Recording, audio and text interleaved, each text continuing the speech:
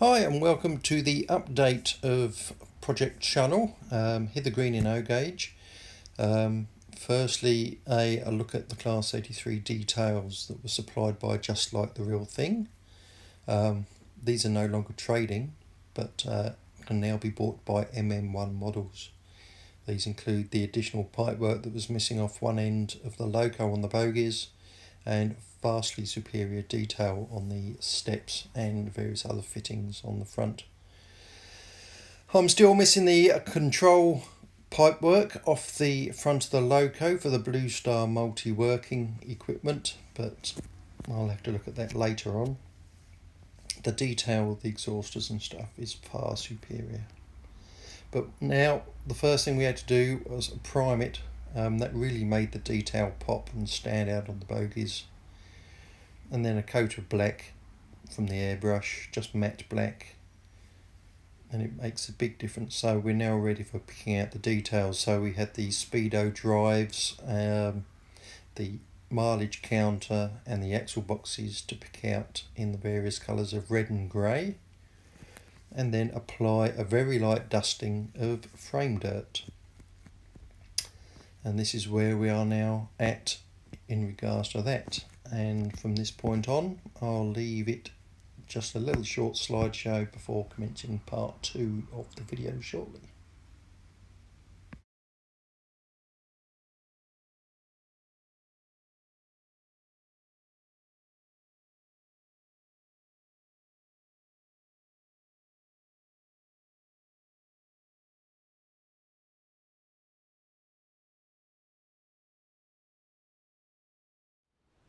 Hi guys, welcome back to another little update on the Hither Green in O gauge project.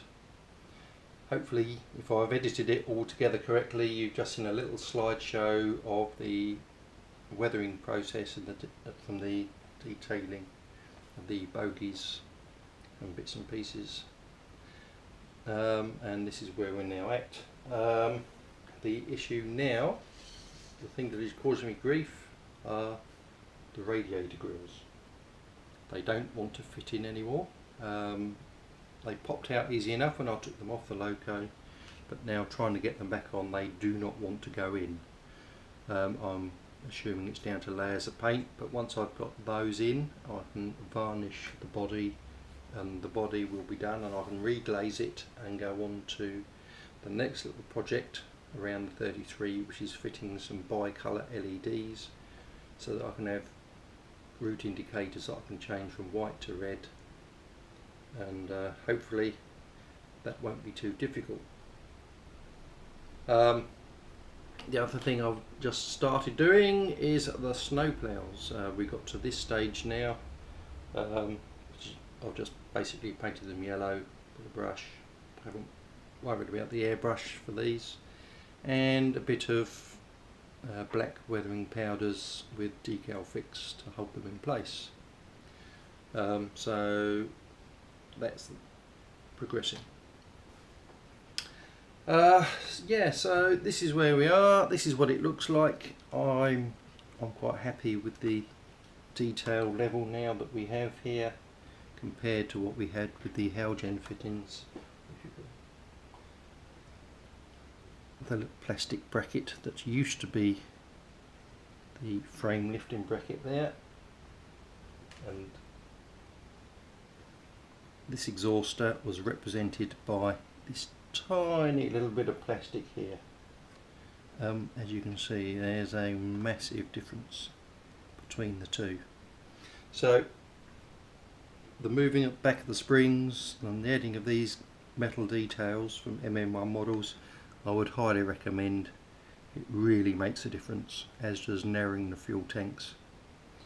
But yeah, it's only a slow update because work has been in the way as usual.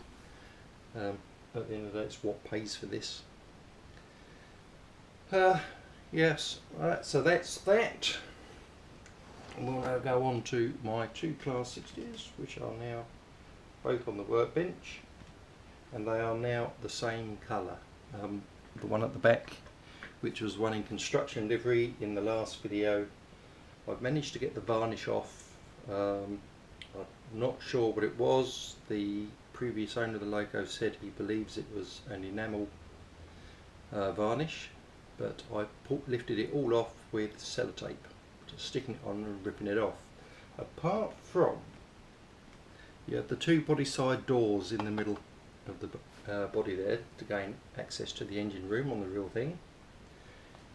The varnish is stuck to that like nothing, both sides, so it just peels off every other part of the loco except the doors, so they're a slightly different shade, but that's not too much of a problem. The top grey I wasn't going to repaint, but the bottom grey is too dark, so that would get a respray to match the class 33. So if I put the two together there, you can see it's a bit lighter, but the top greys aren't too bad in comparison. So that's where they are. And another thing that has arrived in the post this week is this VBA van that Heljan have produced. It was bought in the Hatton's sale of the century, so it was nice and cheap. The intent was to change it to a VCA. If I can get replacement sides for it, I can get some brass overlays. Well, technically not overlays, but I would use them as overlays. But they're going to cost me £50, which is a darn sight more than I paid for this whole wagon. The alternative is the body will go in the bin, as not required by me, and I will convert the chassis into an RRA runner wagon. As an alternative. The odd thing here is how Heljan have modelled the chassis. You've got two separate side rails which run down the length. The headstock just pops into the end of the wagon body, and you have a gap down here, which is different to how they've done the open wagon chassis. Which will make it slightly awkward because I would now have to glue the ends onto the chassis side rails. The other thing is the screws for the body are recessed in tubes that go up inside, and then there's another tube attached to the roof moulded in that comes down. I was also hoping the roof was a separate item because that would have made life easier for modifying it if I changed the body, but the whole body is one moulding. But that's where we are. Things on the way. We got one of the Daypole class 08 shunters that is on its way. That will be a conversion into an 09. I've got to add an extra exhauster box on the left hand running board between the fuel tank and the battery box, and change the door designs so they have the pressed metal instead of the long hinged version. I was going to wait for the new 08s to come out, but then they've all got the two compressor boxes on the running boards, one at each side, so that doesn't suit what I need. I'm doing an earlier batch 09 conversion. It'll become 09009 and will be in grey livery, but that's the plan for the future. I've got to finish the class 33, got to do the 60s and the 45, which is just sitting here at the back, before we do all that, as well as make a start on the construction of the baseboards.